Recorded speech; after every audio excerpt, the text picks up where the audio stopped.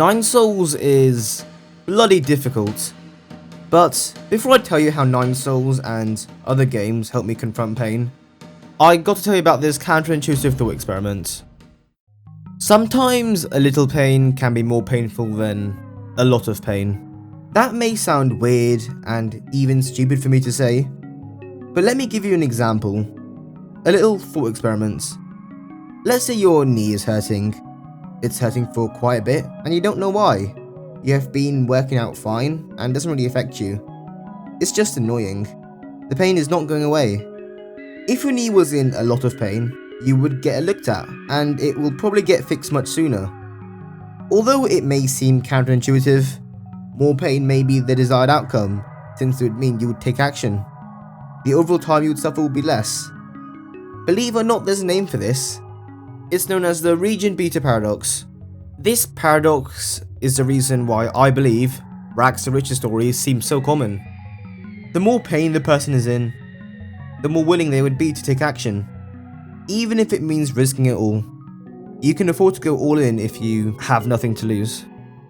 This may sound strange, but humans are willing to go through any amount of pain if the reward is big enough.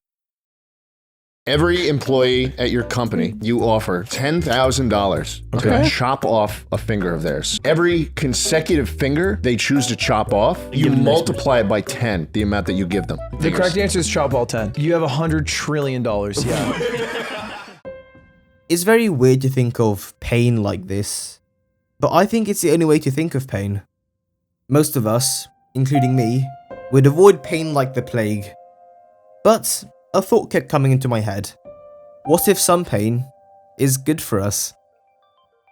Celeste is an extremely popular platformer, and when you play it, becoming stuck is just inevitable.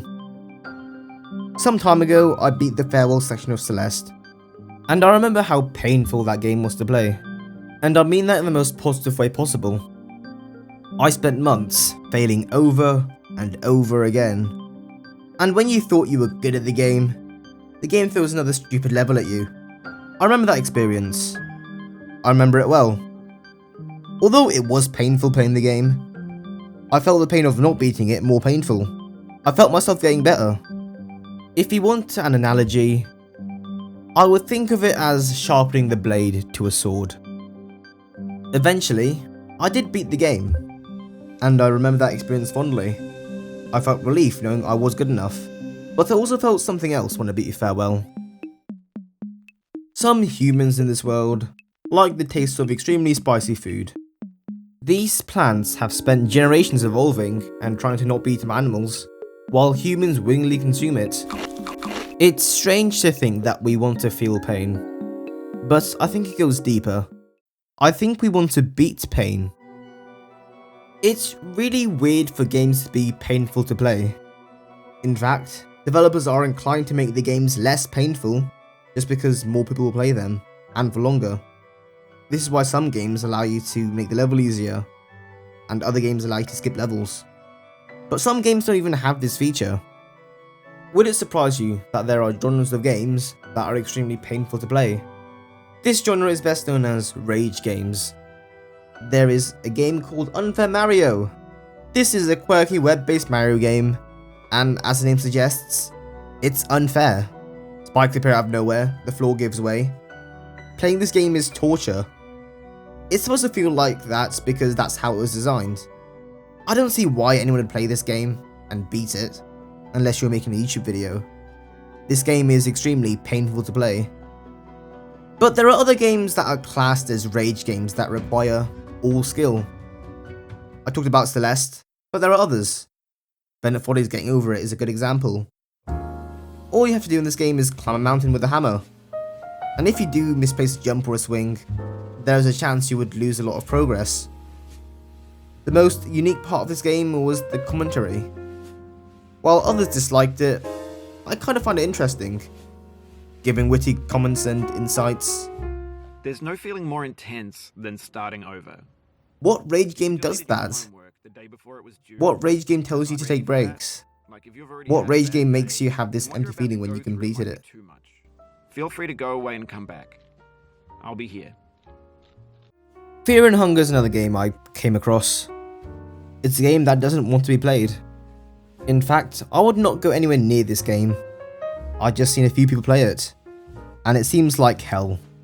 This game has been described as the most unforgiving RPG, and that is something which doesn't interest me. Fear and Hunger is very luck based, and to give you one minor example of how this game works, you'll need to flip a coin to set checkpoints. If you mess up the flip, you basically die. Only a small percentage of people would get past the third stage, and an even smaller percentage would beat the game. This game is not like Getting Over It or Celeste. In those games, skill was the main factor. In this game, you can do everything right and still die. This game is like Unfair Mario in a sense. This game is luck based. This game is a pain to play. It's weird for developers to make their games luck-based like this. This would deter the average person from playing your game, which is the opposite thing you want. Allow me to give you an analogy. Imagine sharpening a sword without the whetstone. That is basically what you're doing in Fear and Hunger. But you can also see this unfairness another way. By making this game hard to play, it would give people who beat it more of an accomplishment. This is the main reason I think people play the hardest difficulty in games. If you beat what feels like the impossible, you will feel like you can do anything.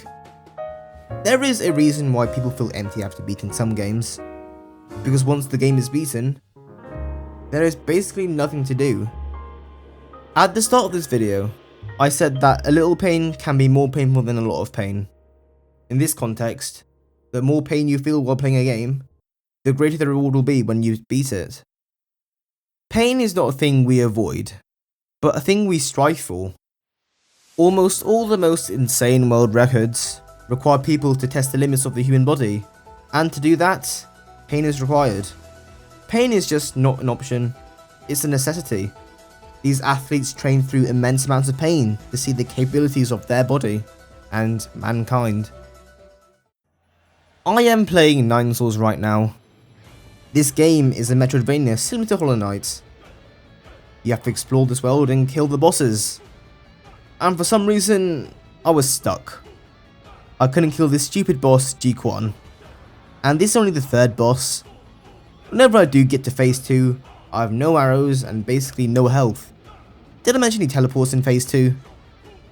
One last thing when I faced this boss. I poisoned him. A luxury most people facing this boss would not have. And I still couldn't beat him for the longest time. You can grind and get better at the game, but that's not the issue I was having. The issue was that I wasn't good enough. This is a game that is painful to play. I find painful to play. Dying over and over and over again every day was not fun. I was stuck. I knew what to do, I just couldn't do it. I tried to play this game like Hollow Knight, and at this point, I managed to do so quite successfully. There are a lot of similarities between the two games. They both have a dash, they both move and jump in similar ways, they're both in 2D. The key difference was that Nine Souls adds one more mechanic, the deflect. And when faced with this boss, you have to engage with this mechanic more than any other time in this game. What I thought was a fun gimmick was a necessity for survival. This boss's attacks have such a large range, and the attacks have such a big hitbox, that deflecting is sometimes the only way to avoid them and not get hurt. I didn't want to master a new mechanic, but I tried. Actually, there are two ways to deflect. I would go in depth and explain the differences, but it would just take too long. Just note, one deflect is by pressing the button, the other is letting go. The latter will only deflect red attacks. Both these deflects are useful in different situations. In this boss, you have to engage between the two relatively quickly. Nine Souls is relatively simple compared to other games. There are no weird combos to learn or any weird abilities to memorize. The game only uses a few buttons to do simple things. But even then, I struggled. I don't know when this happened, but at some point, I started to see the boss in the best way I could describe, slow motion. Instead of the fight feeling like a one-sided battering, it became more like a dance. Until I did it. Although Nine Souls and Hollow Knight has its similarities, a better comparison would be a rhythm game. Is it strange to say that this boss and other bosses felt like one big rhythm game? I don't know how this revelation happened. Maybe it was from analysing every attack. Maybe something clicked after I died for what felt like the 50th time in a row. Or maybe what happened was that I saw a new perspective on the boss after I took a break. In truth, it doesn't really matter how I beat him. It feels good not running away. It feels good taking all the attacks head on and coming out unscathed. Well, somewhat unscathed for me. When I beat Celeste, I felt a bit lost. What's there to do now after I did everything I wanted? The same feeling I'll probably get when I beat Nine Souls. This feeling of lostness happens in real life as well, and it's not as uncommon as you may think.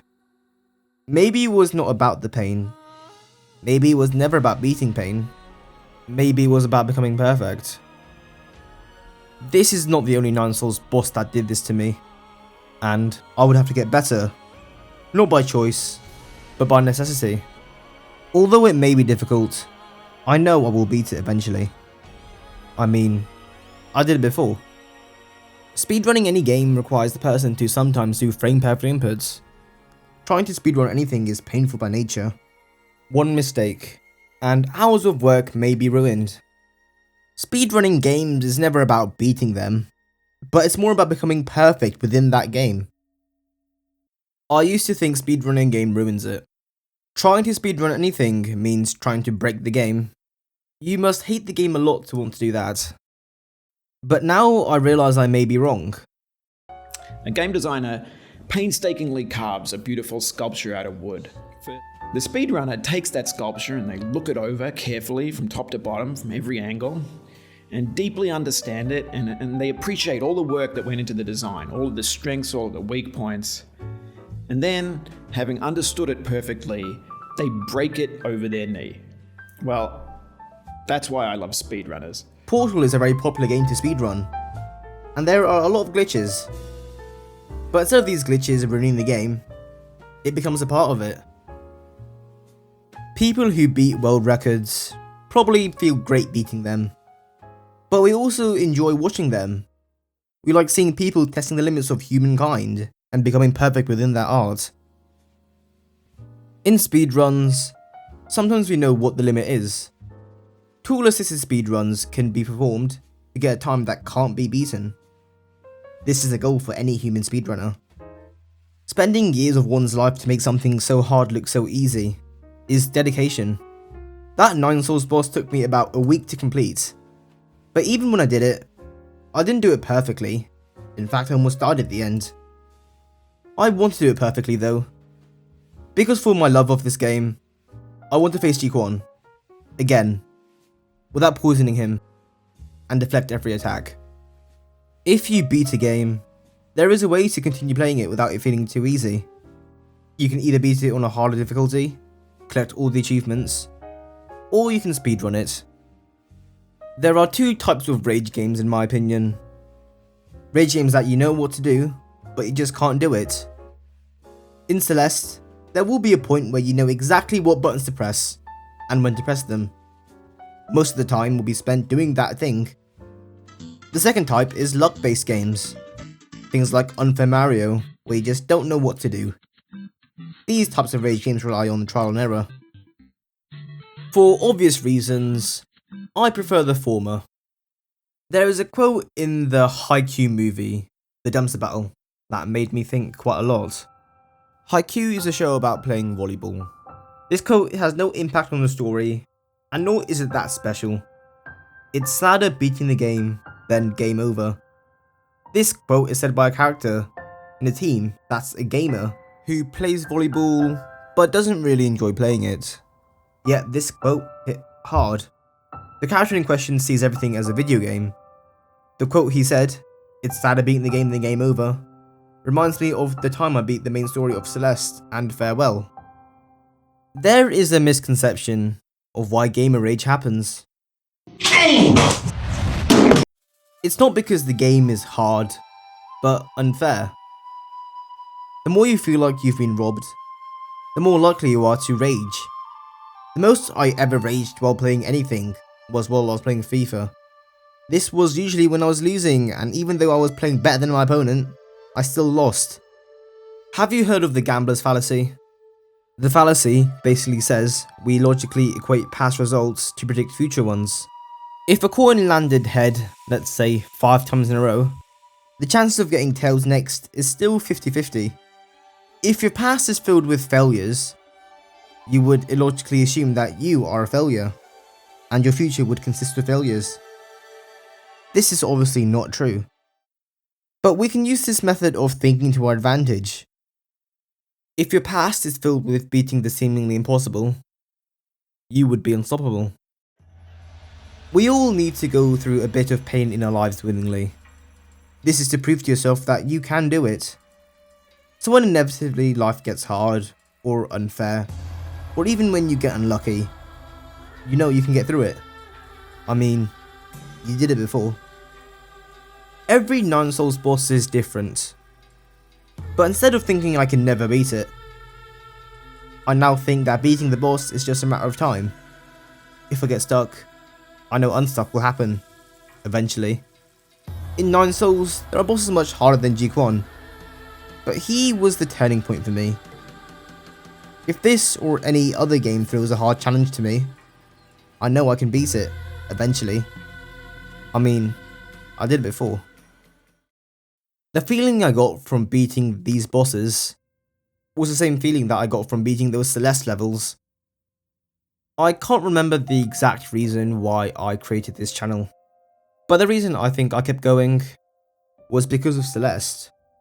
Celeste at that point in my life seemed like an impossible challenge that I could never beat, but I did.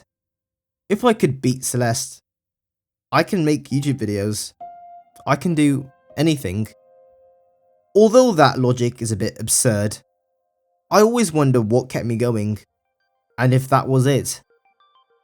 This may sound a bit cringe, but every time the going gets hard, I would think back to these accomplishments, and that will spur me on to do the next challenging runs of me. We chase pain, maybe because we like it, maybe we like the feeling we get when we overcome it, or maybe we chase pain to become better, to test the boundaries of humankind, to see the uppermost limits of what we're capable of, to see the uppermost limit of what you're capable of. The same reason why people go to the gym and better themselves. At its core, what Celeste, 9 Souls, and everything else in my life has taught me is that I can do it if I try hard enough. Although that may be inaccurate, by believing in the philosophy of these games, I can live mostly without regret. I guess I have to explain how deflecting works in this game. When you miss time deflecting 9 Souls, you will get punished by taking eternal damage. This damage heals over time or when you do a perfect parry. The issue is, the next time you do take any sort of damage, all that health is lost. So what does this mean? 9 Souls doesn't want you to be good, nor does it want you to be great. It wants you to be perfect. And that is the only thing I can ask for a game.